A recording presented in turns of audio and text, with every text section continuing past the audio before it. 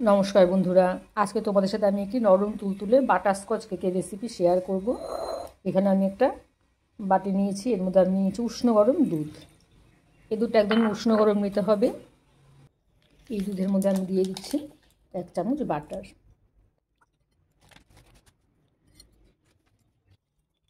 উষ্ণ গরম দুধের মধ্যে বাটারটা ভালো করে মেল্ট হয়ে যাবে।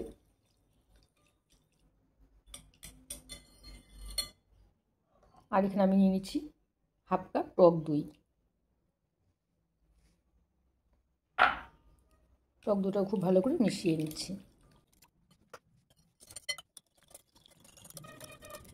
খুব ভালো করে একদম মিশিয়ে নিয়েছি। এর মধ্যে আমি দিয়ে দিচ্ছি 1/2 কাপ গুঁড়ো চিনি।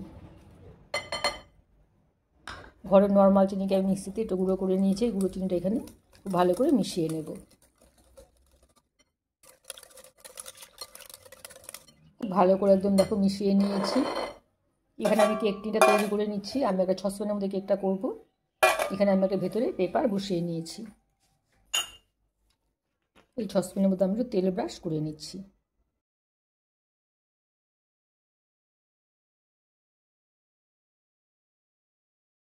এখানে আমি 2 চামচ সাদা তেলও দিয়ে দিচ্ছি। বাটার এখানে আমি 1 চামচ দিয়েছিলাম, তাই 2 চামচ সাদা তেল এখানে দিয়ে নিচ্ছি। তেলটা দিয়ে আবার খুব ভালো করে মিশিয়ে নিচ্ছি। এসেন্স এখানে আমি 1 চামচ দিয়ে নিচ্ছি।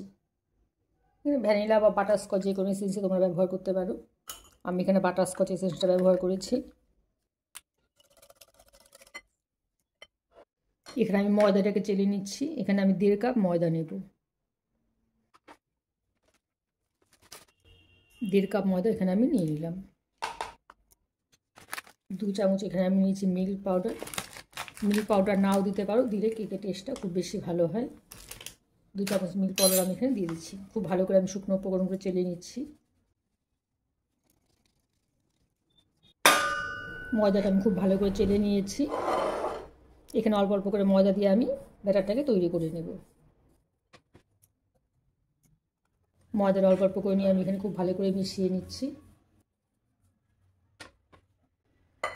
এখানে দেখো আর অল্প দুধের প্রয়োজন হবে। এখানে আমি অল্প অল্প করে দুধ দিয়ে নিচ্ছি। দুধটা প্রয়োজন মতো মেশাতে হবে, যাতে ব্যাটারটা খুব বেশি পাতলা না হয়। আর অল্প দুধ এখানে লাগবে, দুধটুকু আমি দিয়ে দিচ্ছি।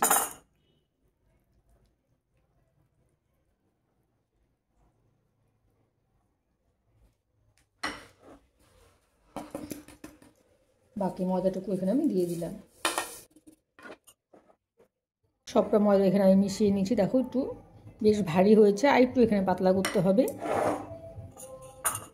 যে কাপ দিয়ে আমি দুধ মেপেছিলাম সেই কাপে আমি আবার একটু বেকিং পাউডার মিশিয়ে নিচ্ছি। 1.5 কাপ ময়দা নিয়েছি, এখানে আমি 1.5 চামচ বেকিং পাউডার দিয়ে দিচ্ছি। 1.5 চামচ বেকিং পাউডার আর নিয়ে নিচ্ছি 1 চামচের 4 ভাগের 1 ভাগ বেকিং সোডা। এই বেকিং পাউডার বেকিং সোডার মধ্যে আমি এখানে অল্প দুধ মিশিয়ে নিচ্ছি।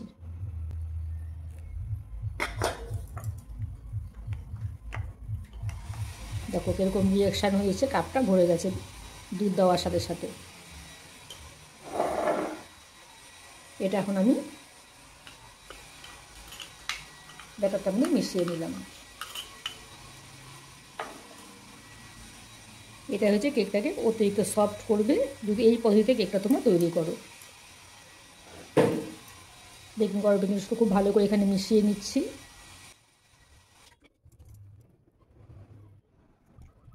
খুব ভালো করে ব্যাটারটাকে আবারও দেখো মিশিয়ে নিয়েছি। কাপের থেকে এটা আমি সম্পূর্ণ পরিষ্কার করে দিয়ে নিচ্ছি। কাপে অনেকটাই ভরে আছে।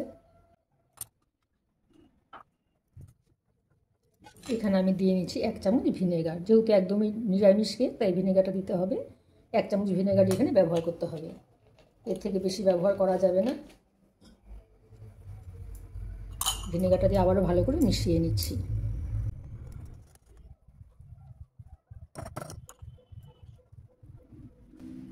ব্যাটারটা দেখো একদম আমার রেডি। ব্যাটারটাকে আমি কেক টিনের মধ্যে ঢেলে নিচ্ছি।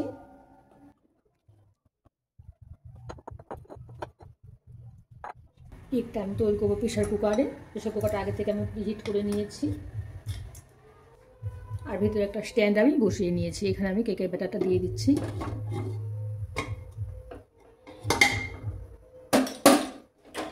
ঢাকনার সিটি আর গাস্কেটটা দেখো খুলে নিয়েছি।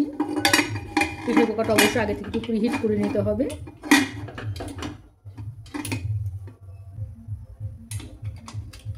পঁয়তাল্লিশ মিনিটের জন্য কেকটাকে আমি একদম লো আঁচে বসিয়ে দিলাম। গ্যাসের আঁচটা এখন একদমই লোতে রাখতে হবে। প্রায় 45 মিনিট হয়ে গেছে। কেকটা আমি দেখে নিচ্ছি। এখন আমি একটা কাঠি ঢুকে দেখে নিচ্ছি কেকটা। দেখো কাঠিটা একদম ক্লিন এসেছে। কেকটা আমার একদম রেডি। কেকটাকে আমি নামিয়ে নিচ্ছি। কেকটা ঠান্ডা হয়ে গেছে। কেকটাকে আমি ডিমোল্ড করে নিচ্ছি। একটা চাকু দিয়ে আমি প্রথমে সাইডগুলো ছাড়িয়ে নিচ্ছি। এখনও প্রায় অনেকটাই গরম আছে। দেখো কেকটা কতটা সফট হয়েছে, ভীষণই স্পঞ্জি হয়েছে কেকটা। বাটারস্কচ ক্যারামেল সসটা বানানোর জন্য এখানে আমি হাফ কাপ চিনি নিয়ে নিলাম। চিনিটা আমি সমস্ত প্যানের মধ্যে ছড়িয়ে দিচ্ছি। গ্যাসের হিটটা একটু কমিয়ে নিতে হবে। চিনিটা দেখো ক্যারামেল হতে শুরু করেছে। এখন আমি আস্তে করে নেড়ে দিচ্ছি। গ্যাসের আঁচটা একদম লোতেই রাখতে হবে।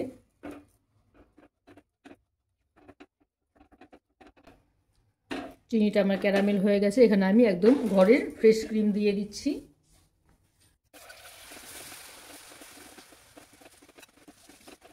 এখানে আমি 1 চামচের মতো একটু হুইপ ক্রিমও দিয়ে নিচ্ছি, তাহলে ক্যারামেলটা খেতে আরও বেশি টেস্ট হবে।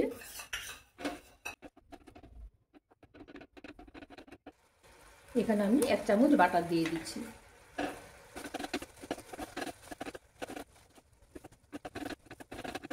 ক্যারামেল ক্রিমটা আমার একদম রেডি হয়ে গেছে। আমি গ্যাসের চুলাটা বন্ধ করে নিয়ে একটু ঠান্ডা করে নিচ্ছি। কেকটাকে আমি 3টে লেয়ারে কেটে নিচ্ছি। প্রথমে একটি লেয়ার আমি কেটে নিলাম। দেখো ভিতরে কত সুন্দর হয়েছে, ভীষণ সফট হয়েছে।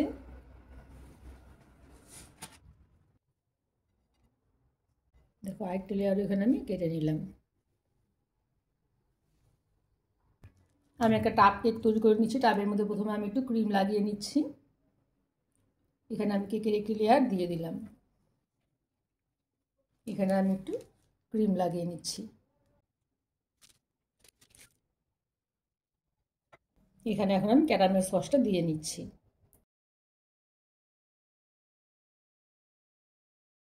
এখানে আমি আরেকটা লেয়ারও দিয়ে দিচ্ছি। এখানে আমি একটু পিনাট ক্যারামেলাইজ করে ক্র্যাশ করে নিয়েছি। এখানে আমি ক্যারামেল সসটা প্রথমে দিয়ে নিচ্ছি। এখানে আবার একটু সাদা ক্রিম লাগিয়ে নিচ্ছি।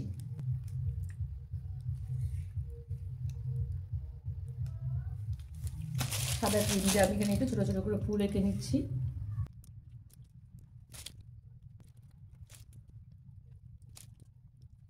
এখানে আমি একটু পিনাট ক্র্যাশটা দিয়ে নিচ্ছি।